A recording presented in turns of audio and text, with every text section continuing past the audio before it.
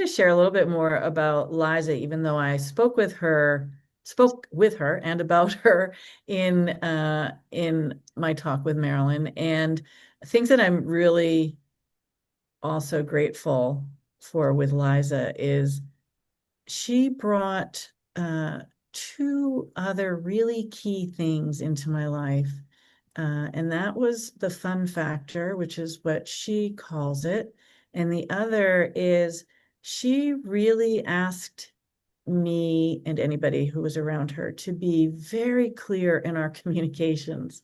So, for instance, if I were to call her something that, uh, uh, like when we call a dog, we'll often just say their name. And I would go, Liza. And I meant come, right? And so she would come and look at me and stop and stand, but not come all the way over to me. And it took me a while to understand what she was trying to let me know about this. And that was part of like this opening in animal communication and getting really, really clear about what it is that I was asking for and versus what I thought I was saying. And so, an example that she did with one of my house sitters, which just cracked me up. So, Elaine said that she called her. She was outside. She was standing outside the kitchen door. She just was calling, Liza, Liza, Liza, you know how we do. And Liza sauntered around the corner, stopped, and looked at her. She's a border collie chow crosser was. She had the cutest big ears, and she'd have these impish little eyes, and and she just looked at her and cocked her head. And that's Cassia. Let's talk about her. And and but wouldn't come inside. And so it just cracked me up, and I had to explain to Elaine, like, if you want her to come inside, you actually have to invite her inside. If you want her to and give a reason. If you wanted her to come to you, you'd have to say, Liza, can you please, and ask her instead of telling her what to do.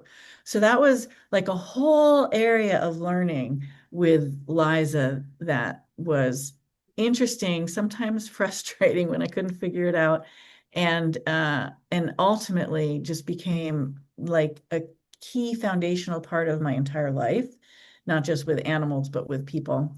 And she was just fun. She would be silly and goofy and play around and uh, we'd go for walks. I remember I was wanting to learn about agility training, and at the time I didn't have any classes nearby, and I went for a walk on this beautiful land for the first time, and there were logs, and she was jumping over logs, and she was jumping up on walls and walking along these stone walls, and we were up in Vermont taking a vacation, and she was like, see, watch me. I can do agility. I can leap over logs. I can jump up on those walls. I can do it just as good as anybody else. She was just cracking me up, and she was doing it so gleefully.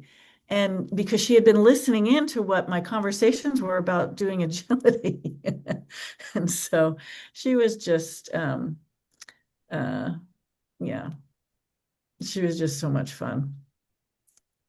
So those are some of the things that I am super grateful for about Liza. And since Cassia walked by, my cat, she likes to give a tremendous amount of emotional support and show herself when she feels like somebody is needing some additional support. She's an emotional support cat, actually. And so she does that with clients, and she does that in classes, and with me personally. So there's a little extra bonus gratitude.